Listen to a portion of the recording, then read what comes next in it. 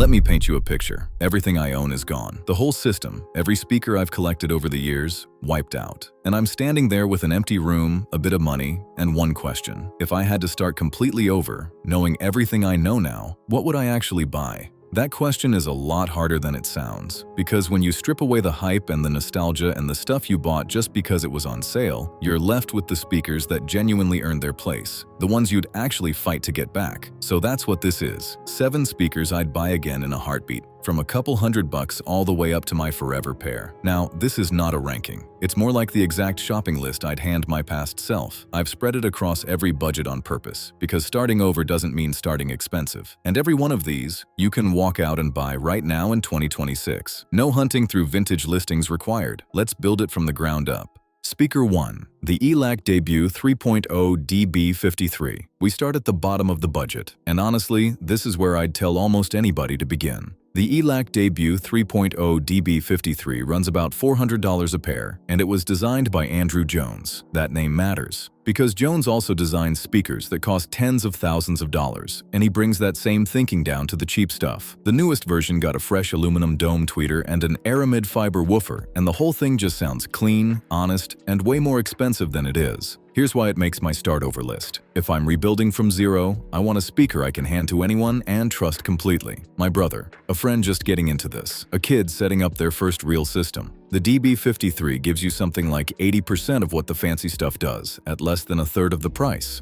And a year in, you're not sitting there wishing you'd spent more. You're just enjoying your music. And the thing that really sells me is how honest it sounds. A lot of cheap speakers try to hide their limitations by cranking up the bass or sharpening the treble to sound impressive in a quick demo. The ELAC doesn't play that game. It just tells you what's on the recording, cleanly and evenly. And that's exactly the kind of speaker that keeps sounding good years down the road instead of wearing you out in a week. $400 for real engineering from a designer who works on gear costing 50 times as much. This is the foundation. But if I could stretch just a little further, there's one that quietly embarrasses speakers costing way more. Speaker 2. The Wharfedale Diamond 12.1. This is the one I'd sneak into people's carts if they weren't looking. The Wharfedale Diamond 12.1 sits around $450 a pair, and it held the title of Best Budget Bookshelf for a good while. For a very simple reason. It sounds ridiculous for the money. Wharfedale has been making speakers in England since 1932, and the Diamond line is one of the most awarded budget series in the entire history of the hobby. This particular pair was shaped by the work of Karl-Heinz Fink, an engineer who quietly designs gear for brands charging many times this price. What you get is a sound that's smooth, refined, and grown up in a way that just doesn't happen at this price. It doesn't shout, it doesn't get harsh. It just plays music in this easy, sophisticated way that makes people stop and ask what they're listening to, and then not believe you when you tell them what it cost. The bass is tight and tuneful instead of boomy, and the mid-range has this warmth that makes vocals sound like a person standing in front of you rather than coming out of a box. If I'm starting over, the Diamond 12.1 is the pair I'd keep around for a second room or a desk setup, or just to prove to somebody that they do not need to spend a fortune to fall in love with music again. I've watched people hear these for the first time and immediately start second-guessing the far pricier speakers already sitting in their living room. For under $500, that's a rare thing. Now let's add some real personality, because the next one is pure fun. Speaker 3. The Klipsch RP-600M II. Every system needs one speaker that just makes you grin. And for me, that's this one. The Klipsch RP-600M II is around $700 a pair, and it does something most speakers can't. It's wildly efficient, around 96 decibels sensitive, which is a fancy way of saying it plays loud and lively on barely any power at all. That's down to the horn on the front.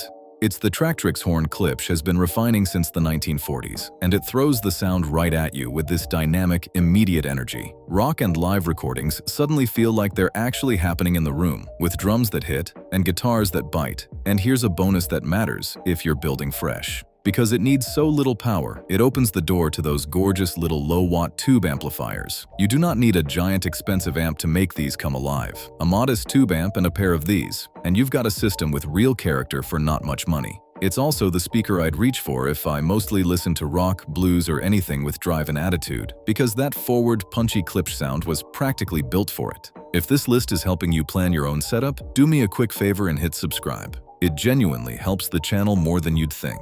So, the ELAC is the smart start. The Wharfedale is the steal. The Klipsch is the fun one. Now we step up to the pair I would honestly never sell. Speaker 4.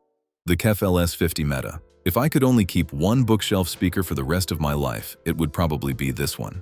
The KEF LS50 Meta runs around $1,600 a pair, though it dips toward $1,000 when the deals hit. And it is widely considered the best passive bookshelf speaker on the planet right now. The reason is the driver.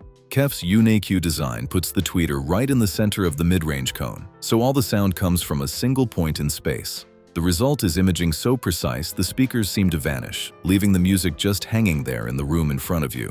Then there's the metamaterial part, which is the clever bit. Behind that tweeter is a little maze-like structure that soaks up 99% of the sound that would normally bounce around inside the cabinet and muddy everything up. So what you hear is startlingly clean, with a black silence behind every note that makes details you never noticed suddenly jump out of familiar records. This is the speaker I'd build the real system around. It's the reference point, the one every other speaker on this list gets measured against in my head. Yes, it likes a good amplifier, and it won't hide a bad recording. Plan on spending about as much on the amp as you did on the speakers to really hear what they can do. But if you want to hear exactly what's on the record, this is as good as it gets at anything near the price. This one's not going anywhere. The next pick, though, comes from a completely different place. If the KEF is the smart, logical choice, this next one is the speaker I'd buy purely because I love it. Speaker 5.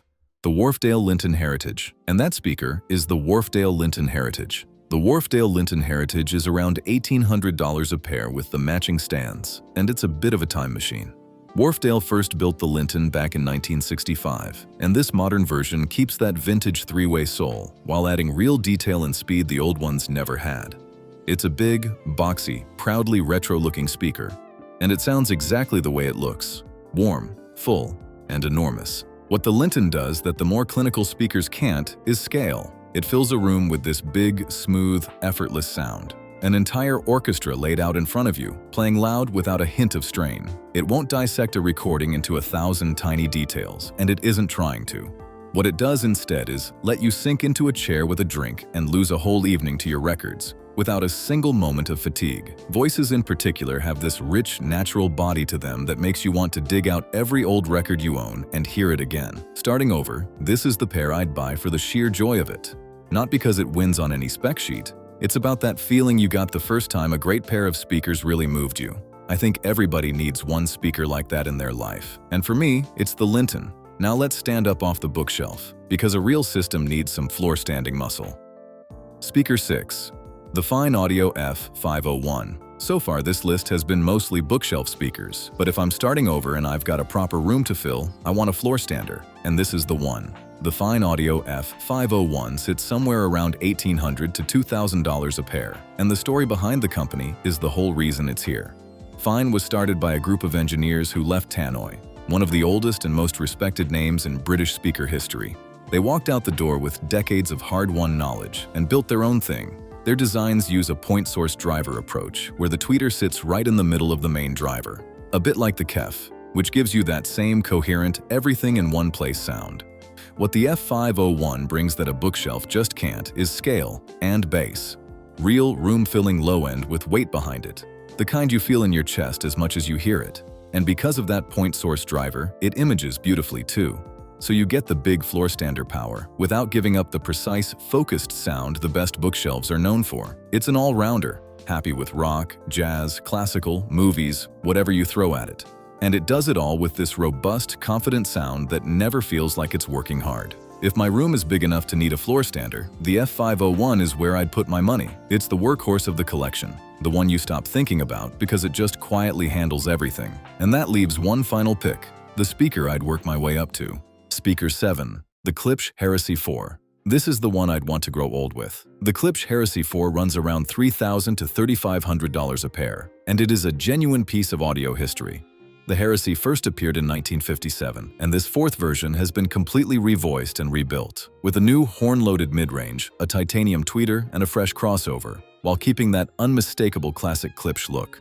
These are hand-built in the United States, wrapped in real wood veneer, the kind of speaker that looks like it belongs in a room with a turntable and a good chair. And they sound like nothing else on this list. Horn-loaded, incredibly efficient, with this vivid, dynamic, right-there presence that makes everything feel alive and immediate. A horn on a snare drum or a trumpet has a bite and a snap that regular speakers just soften and lose. Like the RP-600M earlier, they thrive on those beautiful low-watt tube amps, so you can build a truly special system around them without needing brute force. Here's why it's the last speaker on my list. Something like the Heresy isn't a speaker you buy and then upgrade in 2 years. It's a speaker you buy and keep for the rest of your life, and probably hand down to somebody after that. It's built to last. It's rooted in 70 years of history, and it sounds glorious. There's a reason these things have barely changed their shape in decades. And it's because Klipsch figured out something special a long time ago and never had a reason to walk away from it. If I'm starting over, this is the pair I'm slowly working toward. So there's my whole list. Rebuilt from nothing. The ELAC to start, and the Wharfedale Diamond as the steel, the Klipsch RP-600M for fun, and the KEF LS50 Meta as the reference. The Linton for the soul, the Fyne F501 for the big room, and the Heresy IV as the forever pair. And if you look at that spread, you'll notice something. You do not need to spend a fortune to build something you genuinely love. You can start at $400 and be happy for years. The trick was never buying the most expensive thing. It was buying the right thing for what you actually want out of music. Every one of these earns its spot for a different reason. A great system was never about finding one perfect speaker. It's about matching the speaker to your room, your taste, and what's actually in your wallet. So now I want to hear from you. If your whole system vanished tomorrow and you had to start over, what's the first speaker you'd buy back? Drop it in the comments. I read every single one, and I promise your answer is going to be different from mine. See you in the next one.